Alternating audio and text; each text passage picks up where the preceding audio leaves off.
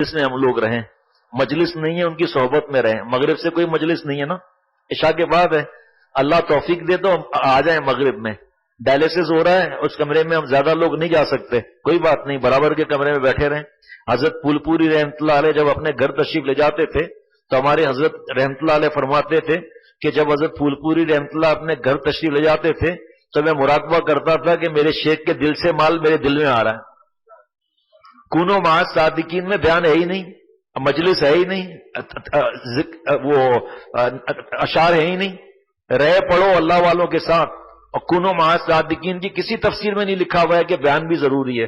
ہمارے حضرت کو آپ دیکھ لیں کہ حضرت والا ایک وقت آیا بیان نہیں فرما سکتے تھے، لیکن اللہ نے جس پر فضل فرمایا وہ آخری سانس تک حضرت رحمت اللہ علیہ کے پاس آتے رہے. پھر حضرت والا اللہ کے پاس چلے گئے، جس کی قسمت اچھی تھی انہوں نے جلدی کسی شیخ سے تعلق کر لیا. تعلق مضبوط ہونا چاہیے. دیسی عام لنگڑے عام کی صحبت میں رہتا ہے تو لنگڑا عام بیان تھوڑی کرتا ہے، لیکن خاموشی میں دیسی عام لنگڑا عام بن جاتا ہے. ہم یہاں آتے رہے، ہمارا دل جو ہے وہ دیسی ہے. حضرت میر صاحب دامت برکاتہم کے ساتھ پیوند کاری اگر مضبوط ہوگی تو یہ دیسی دل لنگڑا دل نہیں ہوگا، انشاءاللہ تگڑا دل ہو جائے گا. پیوند مضبوط ہونی چاہیے. حضرت والا ٹنڈو جام ایگریکلچر یونیورسٹی میں گئے تھے. حضرت میر صاحب دامت برکاتہم نے فرمایا کہ وہاں پر بڑے بڑے، یہ تو واقعہ ہم نے حضرت سے سنا ہے، لیکن یہ حضرت میر صاحب دامت برکاتہم نے سنا کہ بڑے بڑے پی ایچ ڈی اور پروفیسر جو ہے وہ جب حضرت کا بیان شروع ہوا تو ایسے کر کے بالکل ایسے ٹیک لگا کر ٹانگ پر ٹانگ چڑھا کر بیٹھے تھے. ارے مولانا ہے یہ.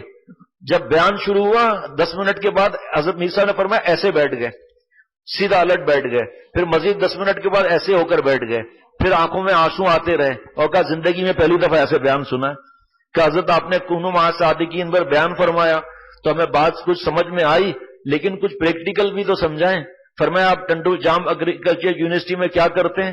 کہ حضرت ہم یہاں پر دیسی آم کو لنگڑا آم بناتے ہیں. کیسے بناتے ہیں؟ کہ حضرت دونوں کے قلم کو ہم ٹائٹ کس لیتے ہیں چھیل کر، اور اس کے بعد جب دیسی آم کی شاخ اوپر جاتی ہے تو ہم اس کو کاٹ دیتے ہیں. کچھ عرصے کے بعد دیسی آم جو ہے وہ لنگڑا آم بن جاتا ہے.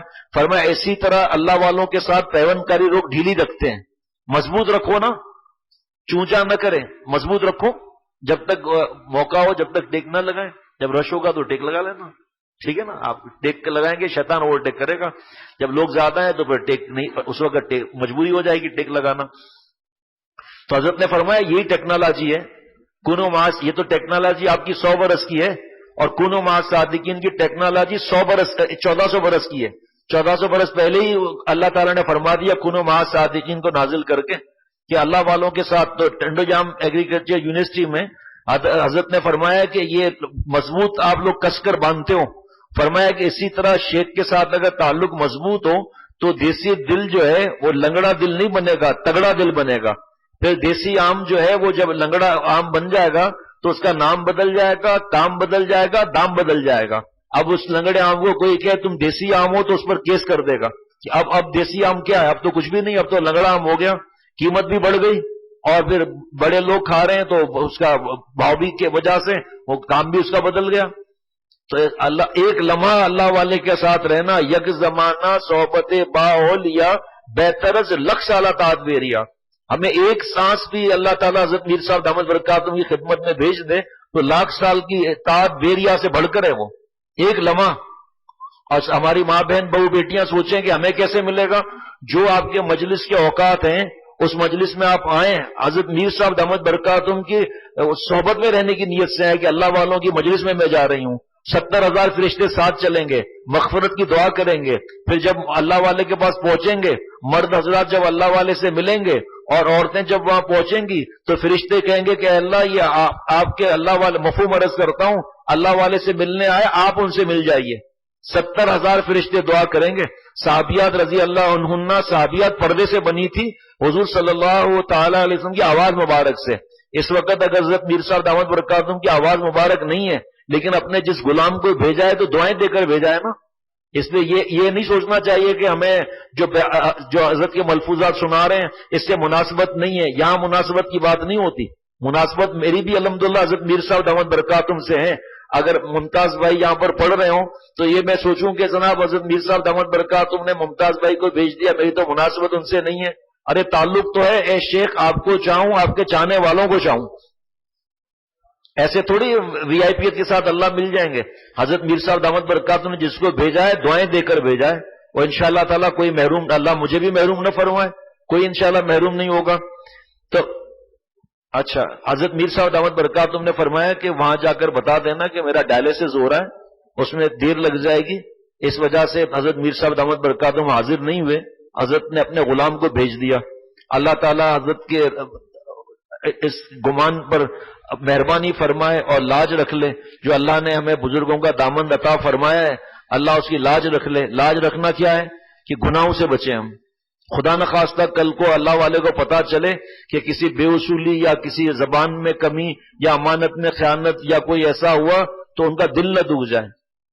اور اس چیز کی فکر ہی نہیں کرنا چاہیے کہ بھئی ہم جو ہے وہاں جا رہے ہیں اور بیان صرف 10 منٹ کا لگا ملا، 5 منٹ کا ملا، ہم کنو مع صادقین کی نیت سے آئے نا. تو حضرت نے فرمایا کہ تیسرے یہ کہ آئینہ دل کو گناہوں کی گرد سے بچانے کے لیے کسی اللہ والے سے تعلق ضروری ہے، کیونکہ اس کے بغیر گناہوں سے حفاظت ممکن نہیں. اور جس نے اس دنیا میں اپنے قلب کی آنکھوں سے اللہ کو نہ دیکھا، یعنی ذکر و طاعت اور اجتناب عن المعاصی کا اہتمام نہ کیا، یعنی یہ گناہ سے نہ بچا اور ذکر اور اطاعت نہ کی، اس کو آخرت میں اللہ تعالیٰ کی تجلیات کا وہ مشاہدہ نہ ہو سکے گا. جنہوں نے ذکر و طاعت اور اجتناب عن المعاصی کے اہتمام سے معرفت حاصل کی، یعنی جتنی معرفت دنیا میں جس کو حاصل ہوگی اسی کے بقدر آخرت میں اس کا حصہ ہوگا. جیسے کہ جامع ترمذی جلد نمبر 2 صفحہ 535 پر ہے، مکتبہ رحمانیہ کا.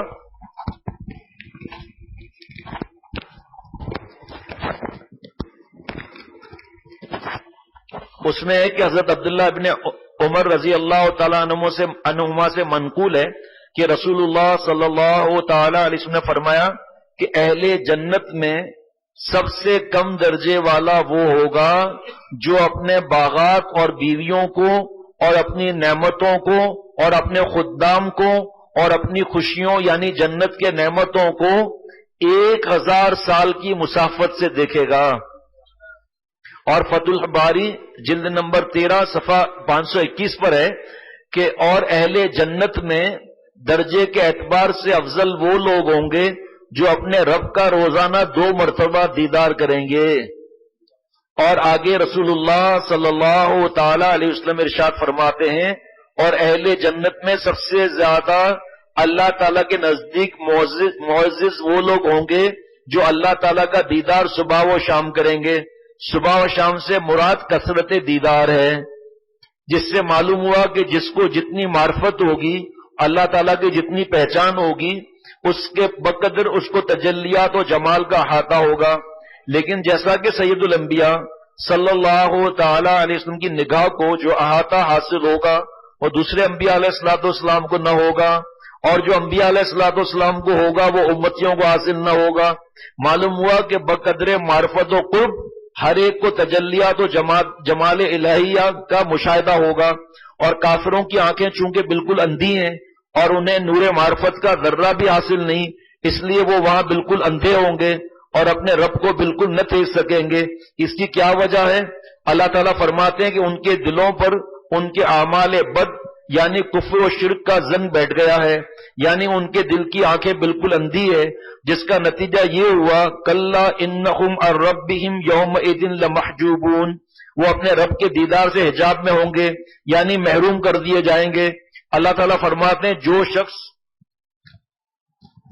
اس دنیا میں ہدایت کے راستے سے اندھا رہا وہ آخرت میں بھی جنت کے راستے سے اندھا رہے گا. اس کی مثال یہ ہے، مثالوں کے بادشاہ ہمارے شیخ رحمۃ اللہ علیہ تھے نا. دیکھو بھائی، حضرت فرماتے تھے کہ جو لڑکوں سے احتیاط نہیں کرتے، دین سکھانے کے بہانے ان کے پیچھے پڑے رہتے ہیں، جو لڑکے خوبصورت ہوتے ہیں ان کا دھیان زیادہ رہتا ہے، ان کا نام لے کے بھی دعائیں ہوتی ہیں. سب کے لیے دعا کیوں نہیں ہوتی؟ دین سکھانے کا ایسا چسکا کہ اس کو حدود توڑ دیے جائے. فرمایا یہ دین سکھانا نہیں. حضرت فرماتے تھے کہ آپ کیا حضرت امام ابو حنیفہ رحمۃ اللہ علیہ سے بڑھ کر ہیں؟ آپ کیا حضرت تھانوی رحمۃ اللہ علیہ سے بڑھ کر ہیں؟ اور اب ہم کہہ سکتے ہیں کہ آپ اور ہم کیا شیخ العرب والعجم عارف باللہ مجدد دورہ حضرت مولانا شاہ حکیم محمد اختر صاحب رحمۃ اللہ علیہ سے بڑھ کر ہیں؟ ایک اسکول کا نوجوان آتا ہے مجالس میں حضرت والا میر صاحب دامت برکاتہم کے پاس تقریباً روزانہ ہی آتا ہے اور تقویٰ کے راستے پر چل رہا ہے. اس نے پرسوں مجھے بتایا، پرچہ لکھ کر بھیجا کہ میں جہاں پڑھاتا ہوں وہاں امرت لڑکے ہیں، اسکول میں پڑھاتے ہیں، کہ الحمدللہ بہت احتیاط کرتا ہوں، لیکن ابھی حضرت کی حسن پرستی والی کتاب یا جو بھی حضرت کے بیان سن کر مجھے اپنے نفس کی چوری کا خیال معلوم ہوا. میں نے آج تک نہیں سنا نفس کی چوری ہے کہ ایک تو یہ کہ میں نے یہ محسوس کیا کہ جو لڑکے خوبصورت زیادہ ہیں تو ان سے نظر کی احتیاط جو ہونی چاہیے وہ نہیں ہو رہی. ایک نمبر دو، میں ہنسنا یا ایسی بات کرتا ہوں، اب پتا چلا لڑکوں کا جو ہے وہ دھیان لینے کے لیے کہاں تو بتا رہے تھے بھئی نظر 100% حفاظت ہو رہی ہے امرت سے. یہ جملہ سننا آپ حیران ہو جائیں گے کہ میں نے یہ محسوس کیا کہ میں زیادہ سوال جواب حسین لڑکوں سے کر رہا ہوں. یہ میں نے پہلی دفعہ سنا. ہم ڈرتے ہیں کہ اگر شیخ کو ہم نے بتایا نا کہ میرے گھر میں شرعی پردہ نہیں ہے، شیخ بیان بند کر دے گا، خلافت پہ رگڑا مار دے گا. اگر میں نے بتایا کہ بھابھی سے احتیاط نہیں ہے، لڑکوں سے احتیاط نہیں ہے، اور اپنے متعلقین میں راجہ بن کر بیٹھا ہوا ہوں کہ میرے جیسا کوئی بھی نہیں ہے. حضرت میر صاحب دامت برکاتہم نے فرمایا کہ جس کو اللہ تعالی سب سے بڑی نسبت عطا فرماتے ہیں وہ لوگوں میں مل جل کر عام آدمیوں کی طرح رہتا ہے. حضرت رحمت اللہ علیہ کو تو ہم نے دیکھا، حضرت میر صاحب دامت برکاتہم وہ دیکھ رہے ہیں کہ ایک 40 برس اللہ والے کے ساتھ رہا ہوا، اور اتنی کتابیں حضرت کی لکھی چھوٹی بڑی، اور الابرا 13 برس، اور حضرت کی خدمت اور جلوت خلوت کے خادم حضرت میر صاحب دامت برکاتہم، لیکن مٹے ہوئے کتنے، اپنا نزول کتنا ہے. فرمایا حضرت رحمت اللہ علیہ نے کہ اللہ والوں کا نزول عروج سے افضل ہے. اللہ والوں کا نزول عروج سے افضل ہے کہ اگر وہ نزول نہیں کریں گے تو کیسے کام بنے گا. تو ہم لوگ حضرت رحمت اللہ علیہ سے خدا نخواستہ برابر بھی تو کیا، حضرت علامہ انور شاہ کشمیری رحمت اللہ علیہ فرماتے تھے کہ اللہ والوں کے جوتوں سے جو خاک کے ذرے لگے ہیں وہ شاہوں کے تاجوں کے موتیوں سے افضل ہے. ابھی بیان ہوا مغرب کے بعد، میں نے بیان کیا، واہ واہ، ابھی اس وقت میں بیان کر رہا ہوں. حضرت فرماتے تھے کہ میاں قبولیت کا پتہ ہے کہ آسمان پر قبول ہے یا نہیں ہے؟ امتحان کا پرچہ دے دیا، رزلٹ آیا ہے؟ حضرت رزلٹ تو بھی نہیں آیا، پھر کس بات کی خوشی ہے؟ بیان، داڑھی، سب چیزوں کی رزلٹ تو مرنے کے بعد پتہ چلے گی. تو اس وقت کس بات کی خوشی منائیں؟ اپنے سے بدگمانی، دوسروں سے نیک گمانی کہ میں کس گناہ میں مبتلا ہوں. حضرت ہم تو اتنا پہنچے ہوئے ہیں کہ ہم کو تو کچھ سمجھ ہی نہیں آ رہا کہ ہم کس گناہ میں مبتلا ہیں. اچھا میاں کوئی بات نہیں، یہ دعا صبح و شام حدیث پاک کی پڑھ لیا کریں. حضرت رحمت اللہ علیہ فرماتے تھے اللہم الہمنی رشدی واعذنی من شر نفسی. اے اللہ رشد، ہدایت کی باتوں کو میرے دل میں الہام فرما دیجئے. الہام تو ہو گیا کہ میں غلط شاہراہ پر چڑھا ہوا ہوں، آج کل دماغ گھوما ہوا ہے، اپنے کو سب سے بڑھ کر سمجھتا ہوں، تو الہام تو ہو گیا. واعذنی من شر نفسی. اے اللہ لیکن یہ شیطان کہاں چھوڑتا ہے، یہ تو مجھے وی آئی پی دکھا رہا ہے. نظر کی حفاظت پر دل میں سوچنا کہ میں نظر کی حفاظت آج کل پوری کر رہا ہوں، یہاں بھی میں لگ گئی نا. ارے اور اللہ کے آگے فدا ہونا چاہیے. تو حضرت نے فرمایا کہ اس کی مثال یہ ہے کہ جیسے کوئی محبوب ایک تخت بچھا دے اور بہت تھوڑی مدت کے لیے اس پر جلوہ گر ہو اور یہ اعلان کر دے کہ جس نے اس تھوڑی سی مدت میں مجھے نہ دیکھا پھر میں اس کو کبھی اپنا جمال نہ دکھاؤں گا. جب میں دوبارہ پڑھتا ہوں مزہ آ رہا ہے بہت زیادہ. کوئی محبوب ایک تخت بچھا دے اور بہت تھوڑی مدت کے لیے اس پر جلوہ گر ہو اور یہ اعلان کر دے کہ جس نے اس تھوڑی سی مدت میں مجھے نہ دیکھا پھر میں اس کو کبھی اپنا جمال نہ دکھاؤں گا. بس اسی طرح دنیا میں حق تعالیٰ نے اپنی آیات اور نشانیاں بکھیر دی ہیں اور ذرے ذرے کو اپنے وجود کی نشانی اور دلیل بنایا ہے. بس جس نے ان آیات اور نشانیوں سے اللہ تعالیٰ کو پہچان لیا اور ایمان بالغیب لے آیا اس کو جنت میں دیدار الہی نصیب ہوگا. کیا مثال ہے ماشاءاللہ. اور جس نے دنیا میں اللہ کو نہ پہچانا اور اسلام قبول نہ کیا اس کی سزا میں اللہ آخرت میں بھی اس کو اپنے کو نہ دکھائے گا اور ہمیشہ کے لیے محروم کر دے گا اور اس کو کبھی عذاب سے نجات نہ ہوگی. ذرا مثال دیکھیں نا آپ کہ ویسے سمجھ میں نہ آئے، تخت بچھا دیا، محبوب بیٹھا ہوا ہے، مجھے جو اس تھوڑی دیر بیٹھا ہوں جو دیکھے گا اس کو پھر ہمیشہ ہمیشہ دیدار ہوگا. اللہ تعالیٰ دنیا کے اندر اپنی نشانیوں وغیرہ سے اعلان فرما رہے ہیں کہ ایمان لے آؤ، اسلام کے علاوہ کوئی دین نہیں ہے، میرا محبوب آخری نبی ہے، ایمان لے آئیں، تقوی اختیار کر لیں۔ یہاں اللہ تعالیٰ اپنا تعلق نصیب فرماتے ہیں، مانا کہ میر گلشن جنت تو دور ہے، مانا کہ میر گلشن جنت تو دور ہے، عارف دل میں خالق جنت لیے ہوئے، جنت ادھار ہے، خالق جنت ادھار نہیں ہے۔ بادشاہت علین کی، سعودیہ کی، مسقط کی، قطر کی، کویت کی، عجمان کی، بحرین کی، سب کو بادشاہ تقسیم ہو کر ملی، جنت بھی تقسیم ہو کر ملے گی، لیکن اللہ تعالیٰ وہ شاہ دو جہاں جس دل میں آئے، مزے دونوں جہاں سے بڑھ کر پائے۔ ارے یارو جو خالق ہے شکر کا، جمال شمس کا، نور قمر کا، نہ پوچھ لذت نام خدا کی، حلاوت نام پاک کبریا کی۔ اللہ تعالیٰ کی ذات اپنی صفات کے ساتھ اس کے دل میں آئے گی، پوری جنت اور جنت کے مزے سارے اس کے دل میں آئیں گے۔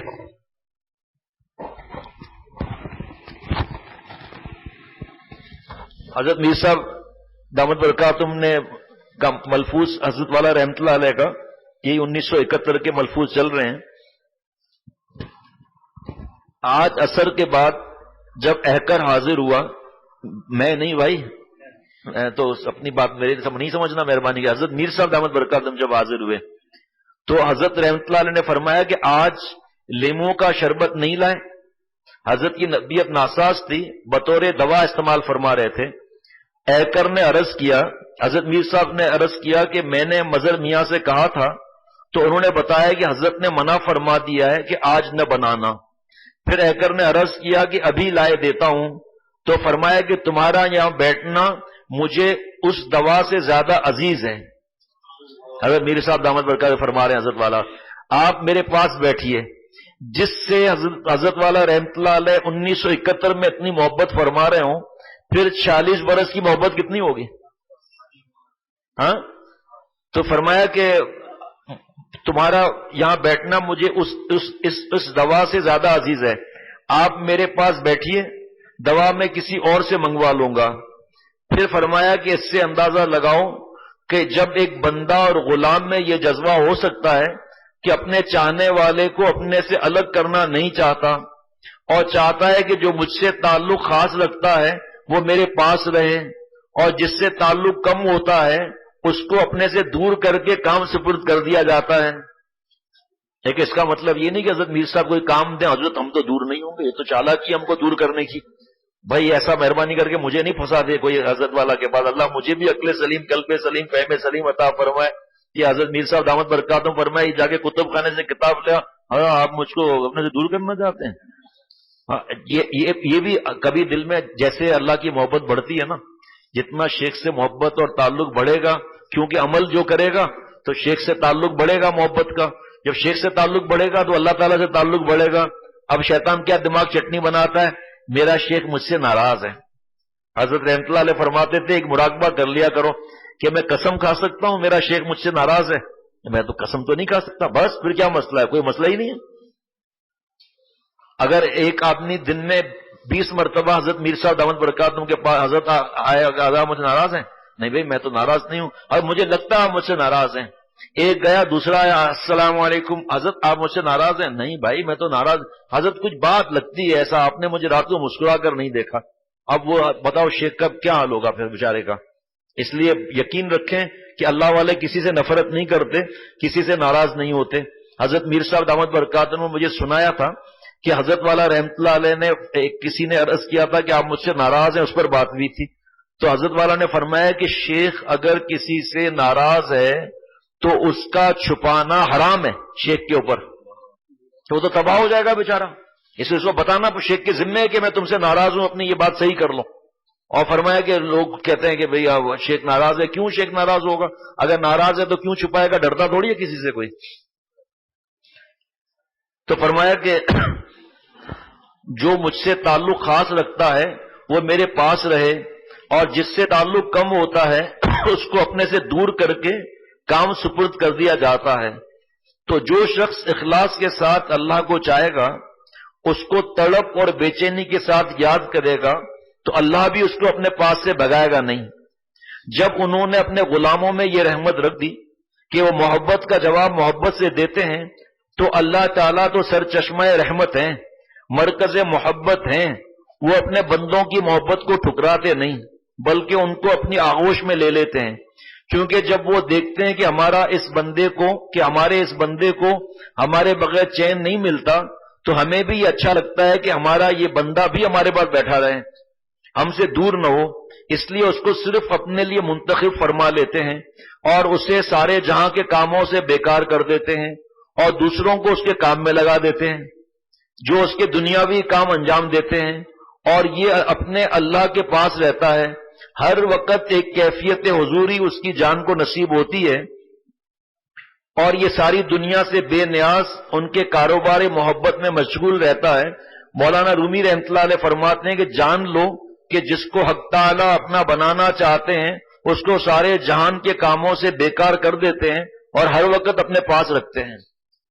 اور جو حضرت میر صاحب دامت برکاتہم کو آپ دیکھ لیں کہ کوئی کون سا کاروبار حضرت میر صاحب کا ہے، اللہ تعالیٰ کے عشق اور معرفت کا کاروبار ہے بس، کہ ہر وقت اللہ کی محبت میں مست اپنی شیخ کی خدمت کرتے رہے، حضرت کے ساتھ سفر کرتے رہے، اور حضرت والا رحمت اللہ علیہ کی خدمت رات دن ساتھ، حضرت کے آرام کا اتنا خیال رکھنا اور ساری چیزوں کی ترتیب دینا۔ ایک واقعہ یاد آ رہا ہے حضرت میر صاحب دامت برکاتہم کے صدقے کہ 1995 میں ساؤتھ افریقہ سے واپسی ہو رہی تھی، تو عمرہ کر کے واپس آنا تھا، کینیا سے ویزا لینا تھا۔ کینیا میں جو حضرت کے میزبان تھے وہ عمرے پر گئے ہوئے تھے، رمضان شریف کا شروع تھا، مطلب شروع ہونے والا تھا رمضان شریف، تو وہاں پر ان کے بھائی ایئرپورٹ پر آئے اور کہا کہ بھائی جو ہے وہ تو عمرے پر گئے ہوئے، ان کو آپ کا پتہ نہیں چلا تھا، اب ہم آپ کو ایئرپورٹ لینے آئے، اپنے گھر لے گئے تو گھر پورا خالی تھا اور بڑا گھر تھا۔ حضرت میر صاحب دامت برکاتہم کا مزاج ہے کہ حضرت والا کوئی چیز مانگے تو بیگ کے اندر وہ تلاش نہ کرنی پڑے، تو حضرت میر صاحب دامت برکاتہم حضرت کی جو ضروری چیزیں دوائی وغیرہ وہ سب فوراً جہاں بھی، چاہے 3 دن کا سفر ہو چاہے 1 دن کا سفر ہو، کہ حضرت کو اتنی بھی دیر نہ لگے، تو حضرت میر صاحب دامت برکاتہم چیزیں ٹیبل پر سیٹ کر دیں، حضرت کی دوائی، ٹارچ اور یہ چیزیں سب سیٹ کر دیں، ضروری چیزیں جتنی ہیں، رومال وغیرہ سب۔ اس کے بعد ہم لوگ گئے ایمبیسی، دوسرے دن سعودی ایمبیسی میں ویزا لینے کے لیے، تو سعودی ایمبیسڈر نے یہ کہا کہ تک چند دن ہوئے ہیں، قانون بدل گیا ہے، جو جس ملک کا نیشنل ہے ویزا وہاں سے لے گا۔ تو حضرت والا رحمت اللہ علیہ کے جو خادم تھے انہوں نے جا کر ایمبیسڈر سے ملے، مفتی حسین بیاض صاحب رحمت اللہ علیہ ساؤتھ افریقہ سے آئے ہوئے تھے، ساتھ میں تھے، تو وہ ایمبیسڈر سے ملے، ان کو سمجھایا کہ یہ جو تاریخ کا آپ قانون بتا رہے ہیں تو ہمارے بزرگ تو پاکستان چھوڑ چکے تھے جب تک، تو مہربانی کر کے آپ ویزا دے دیں، کیونکہ اب یہ روٹ جو بدلی ہوگا تو ہمارے پاس اتنے پیسوں کا انتظام کرنا اور کینیا سے پھر کراچی کی فلائٹ، اور یہ تو ہم پریشان ہو جائیں گے۔ ایمبیسڈر نے کہا میں کچھ نہیں جانتا، ہم آپ کو ویزا نہیں دے سکتے، میں اپنے ملک کے قانون کی خلاف ورزی نہیں کر سکتا۔ کہا پوچھو تو صحیح مرکز سے، تو آپ کو پتا ہے ہر ایک کا اپنا مزاج ہوتا ہے۔ حضرت والا رحمت اللہ علیہ غمگین ہو کر وہاں سے واپس آئے، ایک نیا غم پہلے سے تیار تھا کہ جو صاحب خانہ حضرت کے میزبان کے بھائی اداس بیٹھے ہوئے، دوسرا دن تھا یہ، تو حضرت نے فرمایا کیا ہوا؟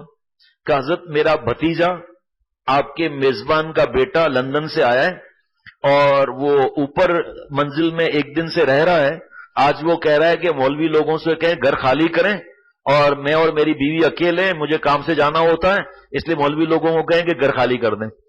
کہ حضرت یہاں کوئی جاننے والا آپ کا بھی نہیں ہے، میرا بھی نہیں ہے، ورنہ میں اپنے فیملی کو وہاں بھیج کر اپنا فلیٹ خالی کر دیتا، اب میں سمجھا رہا ہوں مان نہیں رہا۔ تو حضرت نے فرمایا کہ اوپر جانے کا راستہ کہاں سے ہے؟ کہ حضرت باہر سے ہے۔ پھر فرمایا ہمارا بیچ میں کیا واسطہ؟ کہ حضرت میں نے سب سمجھایا مان ہی نہیں رہا۔ تو حضرت نے فرمایا اب کہاں جائیں ہم؟ تو کہ حضرت پیچھے 2 کمرے ہیں، وہاں پر جو ہے وہ آپ کو تشریف لے جانا پڑے گا اور کوئی گنجائش ہی نہیں ہے۔ تو حضرت والا رحمت اللہ علیہ نے حضرت میر صاحب دامت برکاتہم سے فرمایا کہ جا کے دونوں کمرے دیکھ آؤ۔ تو حضرت میر صاحب دامت برکاتہم نے مجھ سے فرمایا تم بھی میرے ساتھ آؤ۔ مفتی حسین بیاض صاحب رحمت اللہ علیہ بھی ہم ساتھ میں تھے۔ اب وہ کمرے ہم نے دیکھے، 1995 کی بات ہے، آج وہ میرے کمرے آنکھوں کے اندر ہیں۔ اس کمرے سے بھی چھوٹا کمرہ جس کمرے میں ہم بیٹھے ہیں، چھوٹا کمرہ، اندھیرا، اور سروینٹ کوارٹر سمجھ لیں آپ، تھے ہی سروینٹ کوارٹر وہ۔ واش روم دیکھا تو کیا عرض کروں میرے دوستوں اور ساتھیوں، واش روم کا کیا حال تھا، اور چارپائیاں بھی ایسی، میں نقشہ کھینچ نہیں سکتا لیکن آنکھوں کے سامنے پورا نقشہ ہے۔ ابھی حضرت میر صاحب دامت برکاتہم کی تو حالت خراب، کہ حضرت والا یہاں آرام فرمائیں گے، شیخ العرب والا جب، اور ایسی حالت کمرے کی صفائی وغیرہ کچھ، مطلب میں آپ کو بتا نہیں سکتا نا کہ سروینٹ کوارٹر آپ سمجھ سکتے ہیں کیا ہوگا. تو حضرت میر صاحب نے میری طرف دیکھا، کیا کریں اب میں کیا بڑوں کے بیچ میں بولوں. حضرت رحمت اللہ علیہ اوپر سے آ گئے. اللہ والے ایسے ہی نہیں، اللہ نہیں چمکاتے. فرمایا ماشاء اللہ، اللہ کے کرم سے ایسے زبردست کمرے ملے ہیں، جلدی میر صاحب سامان لاؤ. اب میر صاحب دامت برکاتہم تو سامان نکال چکے تھے نا، دوبارہ سامان کو رکھا گیا. اور سردیاں شروع ہو چکی تھی کینیا میں.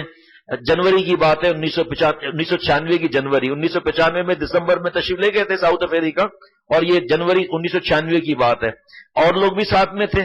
تو حضرت نے فرمایا باہر جو صحن ہے اس میں چادریں لگوا دو اور کمبل اوڑھ لو اور سردی برداشت کر لو. اسی دن رات کو ایک صاحب آئے کہ حضرت مجھے تو آپ کی خبر کہیں اور سے پتا چلی کہ آپ تشریف لائے ہوئے، مجھے تو کسی نے آ کر بتایا، میں تو حیران ہو گیا سن کر. کیسے مزاج ہے، کیسے آنا ہوا کینیا میں، کیا ترتیب ہے؟ فرمایا یہاں کوئی ترتیب ہے ہی نہیں، بس ویزا لینا ہے. ویزا نے منع کر دیا، ایمبیسڈر نے منع کر دیا کہ حضرت میرا جاننے والا ہے، میں بات کرتا ہوں. اب تراویحیں شروع ہو گئیں. چاند نکل آیا، تیسرا دن تھا غالباً، یا دوسرا یا تیسرا دن تھا. چاند نکل آیا، تراویحیں شروع ہو گئیں. سردی میں حضرت والا رحمت اللہ علیہ تراویحیں پڑھ رہے ہیں. یہ وہاں پر گئے اور جا کر ایمبیسڈر سے ملے، پھر آ کر بتایا. 2-3 گھنٹے کے بعد حضرت ایمبیسڈر مان نہیں رہا، میں کسی اور سے کہلواتا ہوں کہ یہ مرکز سے پوچھیں، یہاں ہم بیٹھے ہوئے ہیں، یہاں سے کس طرح کا معاملہ ہوگا. اب جناب تراویحیں ختم ہو گئیں اور حضرت رحمت اللہ علیہ جو ہے وہ دعا مانگ رہے تھے. اندھیرے سے آواز آئی، السلام علیکم ورحمۃ اللہ وبرکاتہ. سب پاسپورٹ پہ ویزا لگ گیا، مبارک ہو. اندھیرے سے ہی حضرت والا جس طرح تشریف فرما تھے نا، دعائیں مانگ رہے تھے، اسی حالت میں سجدے میں چلے گئے. بعد میں فرمایا کہ شکرانے کا سجدہ یہ ہوتا ہے کہ اب بات اس وقت تو خیر وضو تھا، فرمایا بعض لوگ وضو کرتے ہیں، جگہ تلاش کر کے سجدہ کرتے ہیں، جب تک تو وہ کیفیت تو بدل گئی. پھر عمرے کا سفر شروع ہوا. جب مکہ شریف پہنچے یا مدینہ شریف جب پہنچے تو فرمایا کہ مجھے کسی نے بتایا ہے کہ وہ کینیا والا میزبان یا عمرے پر آیا ہوا ہے اور مدینہ شریف میں ہم سے ملنے کے لیے آنا چاہتا ہے. فرمایا خبردار. پھر بعد میں اس کے بیٹے نے معافی مانگی، جب احرام پہنا حضرت والا رحمت اللہ علیہ نے تو معافی مانگی. کہا مجھے پتا نہیں تھا کہ آپ اتنے بڑے اللہ والے ہیں. حضرت نے فرمایا کوئی بات ہی نہیں، ہمارے اوقات سے بڑھ کر اللہ نے ہمیں دیا. آپ لوگوں نے افطاری کرائی، سحری کھلائی، آپ نے رات کا کھانا کھلایا، کتنا اللہ نے پر کرم فرمایا کہ ہمیں پردیس میں اللہ نے کھانا کھلایا. وہاں جب پہنچے تو حضرت نے فرمایا کہ یہ میزبان مجھ سے ملنے آئے گا، خبردار اگر کسی نے وہاں کی کوئی بات کی ہو تو یہ اپنے بیٹے کو ڈانٹے گا.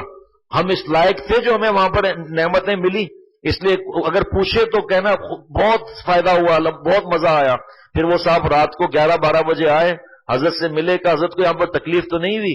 فرمایا ہمارے اوقات سے بڑھ کر اللہ نے فضل فرمایا. اللہ تعالیٰ مجھے اور ہم سب کو عمل کرنے کی توفیق عطا فرمائے.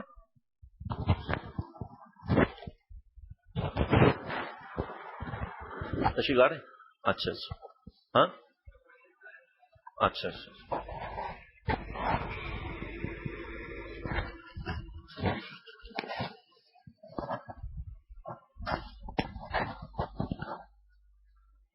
اسلام میں سادگی کی تلقین اور اس کی وجہ.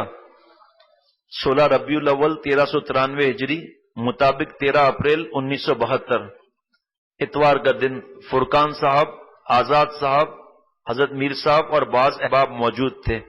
ارشاد فرمایا کہ حدیث شریف میں وارد ہے کہ سادگی ایمان کا حصہ ہے. سادگی ایمان کا حصہ ہے. اس کی وجہ یہ ہے کہ محبت محب کو محبوب کے علاوہ کسی اور چیز میں مشغول نہیں ہونے دیتی اور صرف محبوب کو دیکھنے میں مسرور رکھتی ہے. اس وجہ سے عاشق اپنی زینت اور آرائش سے بے نیاز ہو جاتا ہے اور سادگی پر مجبور ہو جاتا ہے. اس کی نظر صرف محبوب کے خد و خال پر مرکوز ہوتی ہے. بس حق تعالیٰ کے عاشقین ہر دم حق تعالیٰ کے جلووں میں مستغرق رہتے ہیں.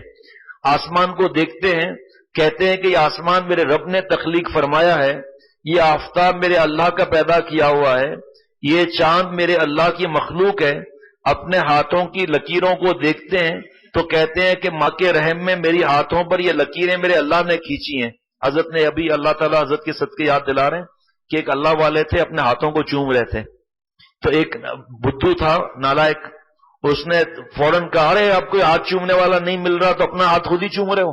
تو حضرت نے فرمایا کہ اس اللہ والے نے کہا بدگمانی مت کر، میں ہاتھوں کو کیوں چوم رہا ہوں؟ میں یہ لکیریں دیکھ کر کہہ رہا تھا کہ اے اللہ یہ لکیریں آپ نے گندے پانی پر کیسے بنائی، فنگر پرنٹس، آپ کو تو میں نہیں پا سکتا، آپ کی نشانی کو چومتا ہوں. فرمایا تو بدگمانی کرتے ہو. فوراً رونے لگا کہ حضرت اس طرف تو میرا دھیان ہی نہیں گیا. آپ دیکھیں پورے دنیا میں کتنے انسان ہیں، کتنے اب تک آ چکے، کتنے موجود ہیں، کتنے آئیں گے، سب کی فنگر پرنٹ الگ. اور اگر خدا نخواستہ جلد جل جائے، نئی جو جلد آئے گی تو پرانا فنگر پرنٹ ہی آئے گا اس پر. اور یہ ایک فنگر پرنٹ کوئی بنا کر دکھا دے تو پتہ چل جائے گا. ایک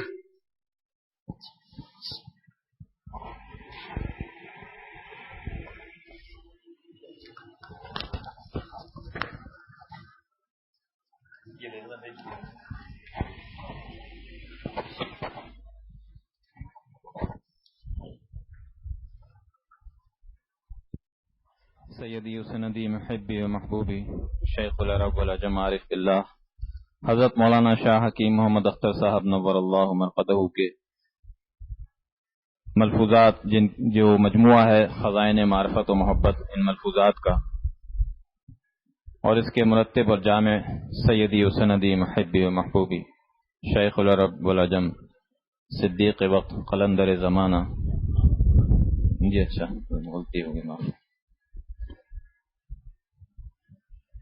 مصلحی و مشفقی و مربی و محسنی حضرت والا میر صاحب دامت برکاتہم ہیں.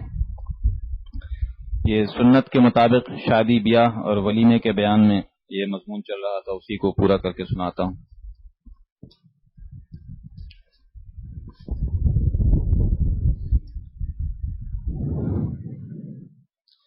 اسی طرح غم کے موقع پر بھی انتہائی بیہودہ رسمیں ہیں. غمی میں بریانیاں کھلائی جاتی ہیں، تیجا کیا جاتا ہے، اس کا نام قرآن خوانی ہے. بکرا کٹ رہا ہے، شامیانے لگ رہے ہیں اور بریانی پک رہی ہے. سوچو تو صحیح، جس کا نانا، جس کا بابا مر گیا، اس کے ہاں بریانی کھانے میں شرم بھی نہیں آتی. حکیم الامت تھانوی رحمۃ اللہ علیہ نے ایک نوجوان کی تربیت فرمائی جو زمیندار تھا، اس کے باپ کا انتقال ہو گیا. حکیم الامت تھانوی رحمۃ اللہ علیہ کے صدقے اور ان کی صحبت کے فیض سے اس نے وعدہ کیا کہ حضرت انشاءاللہ تعالی میں اپنی پوری برادری سے یہ رسم مٹا دوں گا. بس اس نے رسم کے مطابق باپ کے انتقال پر 2 بکرے کاٹے اور شاندار بریانی پکوائی اور ساری برادری کو بلایا کہ آؤ آج کھانا کھا لو. جب دسترخوان بچھا کر گرم گرم بریانی پلیٹوں میں رکھی گئی اور ہاتھ دھو کر سب نے بریانی کی طرف ہاتھ بڑھانا چاہا تو اس نے فوراً کہا کہ صاحبو، ہاتھ بڑھانے سے پہلے میں ذرا ایک گزارش کرتا ہوں، اس کو سن لینے کے بعد آپ لوگ کھائیے. ایک نوجوان بچہ بڑے بڑے چودھری بڈھے زمینداروں سے خطاب کر رہا ہے کہ آپ لوگ کس خوشی میں یہ بریانی کھانے جا رہے ہیں. میرے دل سے پوچھو کہ باپ کے مرنے پر کیا صدمہ ہے. میرے غم اور صدمے میں آپ نے میرا یہ حق ادا کیا کہ آپ مجھ سے بریانی کھا رہے ہیں. جس کا باپ یا بھائی مر گیا اس سے کس خوشی میں بریانی کھائی جاتی ہے. اس تقریر کے بعد کوئی بریانی کھا سکتا تھا؟ آخر سب بڑے زمیندار تھے، عزت و آبرو سے ہاتھ دھو کر تھوڑی آئے تھے. سب لوگ فوراً کھڑے ہو گئے اور کہا اے نوجوان بچے، شاباش، آج تو نے ہماری آنکھیں کھول دی. ساری بریانی کو لے جا کر غریبوں میں تقسیم کر دو. یہ غریبوں کا حق ہے، ہم جیسے بڑے بڑے مالداروں کا حق نہیں ہے کہ اپنے نوجوان رشتہ دار کے باپ کی غمی میں بریانی ٹھوس رہے ہیں. ہم اپنے نوجوان رشتہ دار کے باپ کی غمی میں بریانی ٹھوس رہے ہیں. واقعی یہ بے غیرتی ہے. حکیم الامت تھانوی رحمۃ اللہ علیہ کو جب یہ خبر ملی تو حضرت نے خوش ہو کر واعظ میں یہ واقعہ بیان کیا کہ اللہ تعالیٰ جس سے چاہتا ہے بڑا کام لے لیتا ہے. اللہ نے اس سے کتنا بڑا کام لیا کہ اس نے ایک بری رسم کو مٹا دیا. آج آپ سب حضرات سے میں اس مسجد میں ایک عہد لیتا ہوں کہ آپ لوگ وعدہ کیجئے کہ اپنی شادی بیاہوں کو میرج ہالوں میں نہیں کریں گے. اللہ کے لیے وعدہ کیجئے، امت پر رحم کیجئے، اپنے خاندان پر رحم کیجئے. یہاں ہماری مسجد اشرف میں حضرت مولانا شاہ ابرار الحق صاحب کی موجودگی میں 2 نکاح ہو چکے ہیں. آپ لوگ شادی ہالوں کے کرائے اور بجلیوں کے بل سے جان چھڑا کر وہی پیسہ اپنی بیٹی کو دے دو. قرضہ لے لے کر اپنے دل کو کیوں پریشان کرتے ہو؟ میرے محترم بزرگوں، بھائیوں اور دوستوں، شادی سنت کے مطابق کرو۔ جمعے کے دن عصر کے بعد نکاح پڑھو اور مغرب بعد رخصتی کر دو۔ نوشہ کے ساتھ جو آنے والے ہیں ان کو بھی پہلے ہی راضی کر لو کہ ہم سنت کے مطابق سادگی کے ساتھ شادی بیاہ کریں گے۔ اس طرح یہ لعنت جہیز کی نکل جائے گی۔ کتنی بیٹیاں ہیں جو جہیز کی اس لعنت اور ان اخراجات کی لعنت سے بیٹھی ہوئی ہیں، ان کے دلوں میں خودکشی تک کے وسوسے آ رہے ہیں۔ میرے دوستو، ان شادی حالوں میں پیسہ ضائع کرنا اپنے غریب مسلمان بھائیوں کو پریشانی میں مبتلا کرنا ہے، جو اپنی غربت کی وجہ سے اس رسم کو نہیں کر سکتے۔ بیٹی والوں سے پوچھو کہ کیا مصیبتیں ہیں، لہذا جو شخص اپنی بیٹی کی شادی میں کھانا کھلائے گا، اندیشہ ہے کہ قیامت کے دن اس پر سنت کی مخالفت کا مقدمہ دائر ہوگا۔ ساتھ ساتھ یہ کہ معاشرے میں اس نے ایک بری رسم جاری کر کے مسلمانوں کی جیب کٹوانے کا انتظام کیا اور ان کو کرب و غم میں مبتلا کرنے کا سامان کیا۔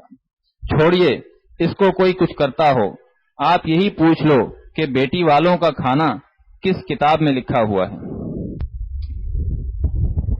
اس لیے آج آپ حضرات یہ عہد کر لیں کہ ہمیں میرج ہالوں میں شادی نہیں کرنی ہے، بیٹی والوں کو کھانا نہیں کرنا ہے، بیٹی والوں سے جہیز نہیں مانگنا ہے وغیرہ۔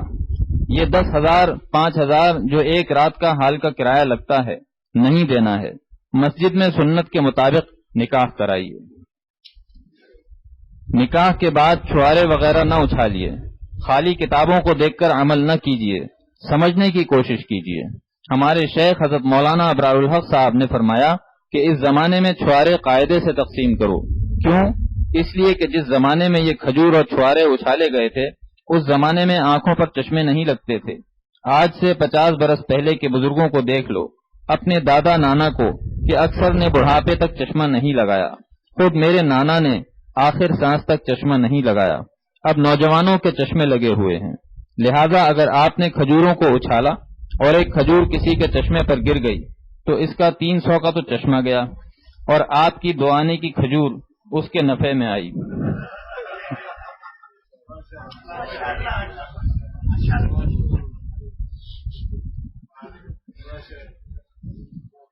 لہذا کھجوریں تقسیم کیجیے اور اس طریقے سے کہ مسجد میں بھی اس کا اثر نہ ہو کہ مکھیاں بھنکیں اور مسجد کا فرش بھی نہ خراب ہو۔ اور مغرب بعد بیٹی کو رخصت کر دو اور بیٹی والا کھانا نہ کھلائے۔ ولیمے کے سلسلے میں بھی عرض کرتا ہوں کہ ولیمے میں یہ کوئی ضروری نہیں کہ ساری برادری آئے، کسی کتاب میں نہیں لکھا ہے کہ ساری برادری کا کھانا کرو، جتنی اللہ توفیق دے اور قرضہ نہ لینا پڑے۔ یہی ہزار آدمیوں کو ولیمہ کھلانے والوں سے اگر کہا جائے کہ مسجد کی دری پھٹی ہے، کچھ پیسہ دے کر نئی دری بچھوا دو، تو کہتے ہیں مولانا آج کل بڑی کڑکی ہے۔ کڑکی کے معنی معلوم ہے آپ کو؟ میمنوں کی زبان ہے۔ مرغی جب کڑک ہو جاتی ہے اور انڈا نہیں دیتی تو کہتے ہیں کہ یہ مرغی کا کڑکی کا زمانہ ہے، اسی کڑکی سے یہ کڑکی بنایا ہے۔ کڑکی ہے لفظ، اسی کڑکی سے یہ کڑکی بنایا ہے۔ میمن صاحب جب کہے کہ آج کل کڑکی ہے تو اس کا مطلب یہ ہوتا ہے کہ میری دکان کی مرغی انڈا نہیں دے رہی ہے، یعنی پروفٹ نہیں ہو رہا ہے۔ لیکن یہ 50,000 میرج ہال کے لیے کہاں سے آ گیا؟ کھانا کہاں سے آ گیا؟ جو غریب ہیں وہ بھی بینکوں سے سودی قرضے لے رہے ہیں۔ ولیمہ کون سا فرض ہے؟ اور اگر فرض بھی ہوتا تب بھی سودی قرضہ لینا جائز نہیں۔ ولیمہ سنت ہے لیکن حسب گنجائش و توفیق۔ اگر پوری بکری کرنے کی کسی کے پاس گنجائش نہیں ہے تو بکری نہ کرے، دال روٹی کھلا دے۔ اگر گنجائش ہے تو چلو ایک بکری کر لو، ایک بکری 800-900 کی مل جاتی ہے، 1000 کے چاول بھی ڈال دو، 2000 میں ولیمہ کر لو۔ اور کوئی غریب ہے، مؤذن ہے، امام ہے، بیچارہ اس کے پاس یہ بھی نہیں ہے تو میاں آلو پوری کھلا دو، دہی بڑے کھلا دو۔ ولیمہ میں پلاؤ قورمہ کھانا کوئی واجب نہیں ہے۔ غیر واجب کو واجب سمجھنا یہ بھی اسلام میں بہت بڑا جرم ہے۔ غیر واجب کو واجب سمجھنا یہ بھی اسلام میں بہت بڑا جرم ہے، اس سے ضرر پہنچا ہے۔ حضور صلی اللہ علیہ وسلم ارشاد فرماتے ہیں، دوستو اپنے نبی صلی اللہ علیہ وسلم کی بات کو غور سے سنو۔ رسول اللہ صلی اللہ علیہ وسلم فرماتے ہیں، ان اعظم النکاح برکتن ایسرہ مؤونہ، سب سے بڑا برکت والا نکاح وہ ہے جس میں کم خرچ ہو۔ آپ سوچئے اگر آپ کم خرچ کریں گے تو نکاح میں برکت آ جائے گی۔ نبی صلی اللہ علیہ وسلم کا یہ ارشاد مبارک ہے، اگر آپ کو اللہ نے بہت دولت دی ہے، مان لیجئے بہت سی لانچیں چل رہی ہیں، موٹر چل رہی ہے، ٹیکسی چل رہی ہے، تو پیسہ بچا کر کسی غریب کی بیٹی کا نکاح کرا دو۔ کہو کہ یہ 10,000 روپے ہم سے تحفہ لے لو، یا یہ کسی اور ضروری کام میں خرچ کر دو۔ بھائی 2-4 بچوں کو حافظ بنوا دو، ہزاروں نیک کام ہیں جن میں خرچ کر سکتے ہیں، لیکن مال کو ان فضول رسموں میں خرچ کرنے سے یہ خرابی پیدا ہوگی۔ جو خاندان میں غریب ہیں وہ کہتے ہیں کہ میں بھی مالدار رشتہ دار کا مقابلہ کروں گا، چاہے قرض ہی لینا پڑے۔ ایسا کوئی کام نہ کیجیے جس سے پورے خاندان والے مجبور ہو کر حیثیت سے زیادہ خرچ کریں۔ اگر ایک بچے کو پیچش ہوتی ہے تو اس کی رعایت سے ماں دوسرے تندرست بچوں کو بھی کباب نہیں دیتی کہ تمہارے کباب کو دیکھ کر میرا بیمار بچہ روئے گا۔ ایسے ہی امت کا خیال کرو، نفسی نفسی نہ کرو۔ ابھی باقی ہے۔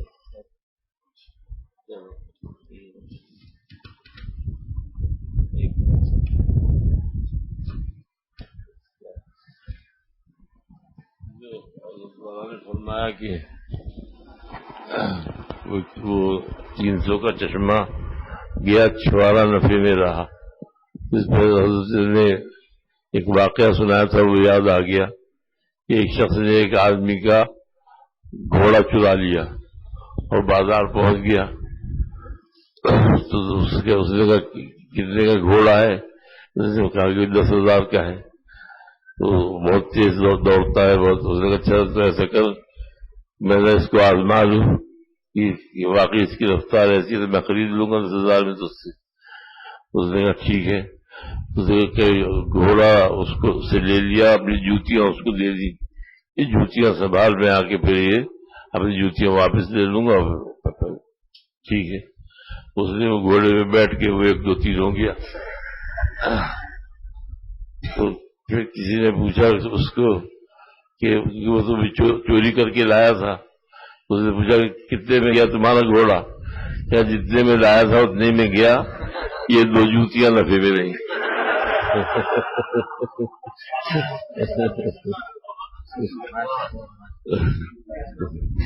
اسی طرح اس میں ہے، یہ تو یہ بھی ہے، بغیر کتابوں میں پڑھے چھوارے اچھال دیے جاتے تھے لوگ، آج کل بھی ویسے ہی کرتے ہیں۔ تو مولانا راؤ صاحب نے اسی مسجد میں یہ تردید فرمائی تھی کہ ایسا نہ کرو، اب ہاتھ میں چشمے لگے ہوئے ہیں۔ اور دوسری چیز یہ فرماتے تھے مولانا راؤ صاحب بھی کہ 12-13 منکرات ہیں اس کے اندر۔ ایک سب سے پہلا تو یہی ہے کہ ہزاروں روپے کا کرایہ لگتا ہے، اسراف ہے، یعنی گناہ میں روپیہ خرچ کرنا۔ پھر نام و نمود ہے، نمائش ہے کہ اب لوگ ہمیں دیکھیں گے اور ہماری بہت تعریف ہوگی۔ حب جاہ ہے کہ اب ہمیں لوگ بڑا آدمی سمجھیں گے۔ پھر ایک متعدی بیماری یہ ہے کہ لوگ جو ہے اس کو دیکھ کے بیچارے غریب لوگ وہ پھر سودی قرضہ لیتے ہیں کہ ہم بھی ہمیں اگر ہم یہ نہیں کریں گے تو ہماری بڑی سبکی ہوگی، وہ بھی وہ لیتے کرایہ لیتے ہیں۔ پھر اسراف الگ ہے، کھانے کا جو کھانا بچتا ہے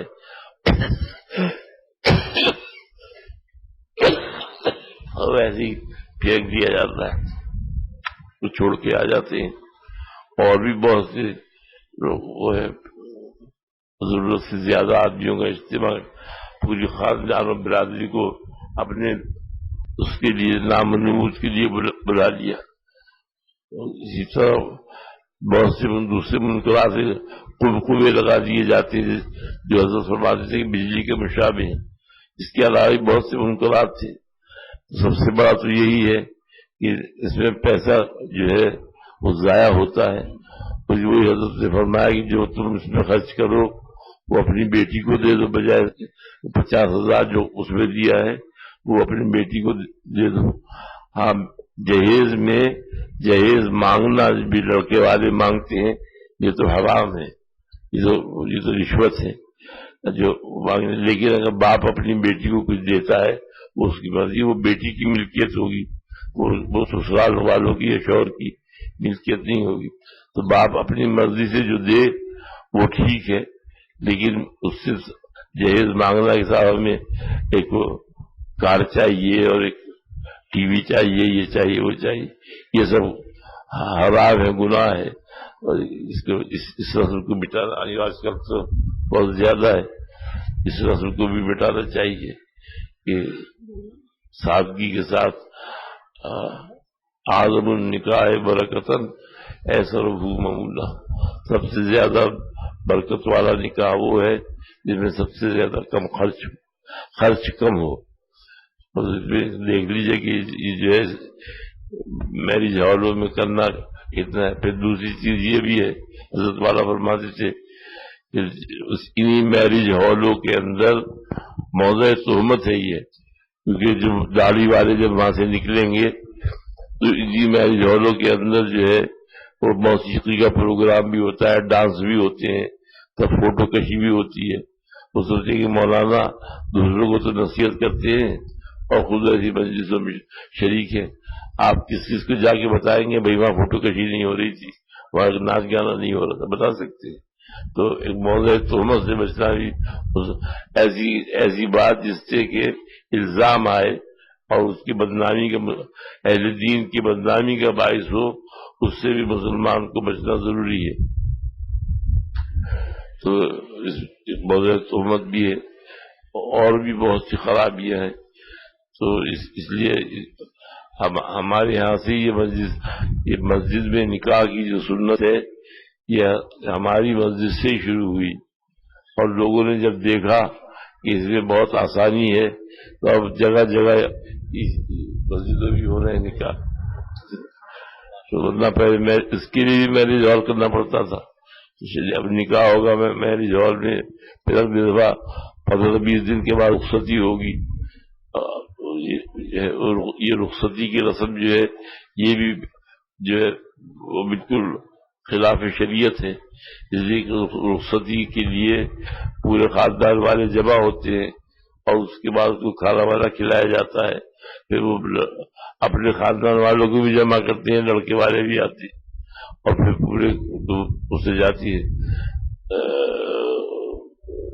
یعنی دلہن جو ہے اس کو پوری بارات جاتی ہے. تو یہ سب چیزیں ناجائز ہیں، اس سے اسراف بھی ہے اور اس میں شریعت کے خلاف بھی ہے. اس لیے رخصتی کا تو یہ تھا کہ جو پہلے تھا کہ شوہر آ کے لے گیا یا خود پہنچا دیا اس کے گھر والے، جو گھر والے ہوتے تھے، جیسے حضور صلی اللہ علیہ وسلم حضرت فاطمہ رضی اللہ تعالیٰ عنہ کو خود پہنچا کے تشریف لے گئے تھے. چلو یہ نہ ہو سکے، ویسا زمانہ ہے تو کچھ سامان وغیرہ کپڑے وپڑے ہوتا ہے تو 2-4 گاڑی ہو جائے ساتھ کافی ہے. 2 گاڑی 3 گاڑی ساتھ ہو جائے حفاظت کے لیے. باقی یہ سب یہ رسمیں سب کو جمع کرنا اور کھانا کھلانا اور باقاعدہ اس کو پورے لڑکی والوں کا پھر رونا گانا، سب یہ سب بعضوں کو رونا نہیں آتا تو زبردستی روتی. اس لیے ہمارے بزرگوں نے سنت پر عمل کیا، اسی کی تعلیم دی، اسی پر عمل کر کے دکھا دیا. ہمارے حضرت والا نے جب اپنی بیٹی کی شادی کی کسی کو خبر بھی نہیں ہوئی، نکاح ہوا اور رخصت کر دیا. اور اسی طرح مولانا ابرار صاحب نے جو اپنی بیٹی کی شادی کی تو مولانا حکیم افہام اللہ صاحب جو علی گڑھ یونیورسٹی میں طبیہ کالج کے پرنسپل تھے، ان کی بیٹے سے شادی ہوئی کریم اللہ صاحب. تو حضرت مولانا تشریف لائے. حضرت فرمایا 3 آدمی سے زیادہ آپ کسی کو نہیں بلائیں گے، 3 آدمیوں سے زیادہ آپ کسی کو نہیں بلائیں گے. تو انہوں نے سوچا کہ ایسے ہی معاملہ ہوگا. انہوں نے 8-10 آدمیوں پروفیسر جو ہے یونیورسٹی کے جو ان کے ساتھی تھے 10-12 آدمیوں کو بلا لیا.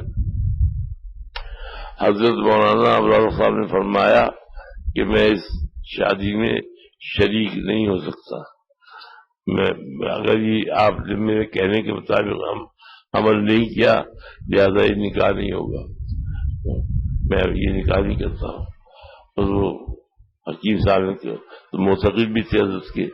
حضرت مجھ سے غلطی ہو گئی میں بھی سب کو تو وہ کہتا ہوں تو سب پروفیسروں سے انہوں نے کہا بھائی حضرت والا نے صرف 3 آدمی کے لیے فرمایا تھا اور ان کی خلاف ورزی مجھ سے ہو گئی لہذا آپ لوگ تشریف لے جائیں ورنہ حضرت والا ناراض ہیں.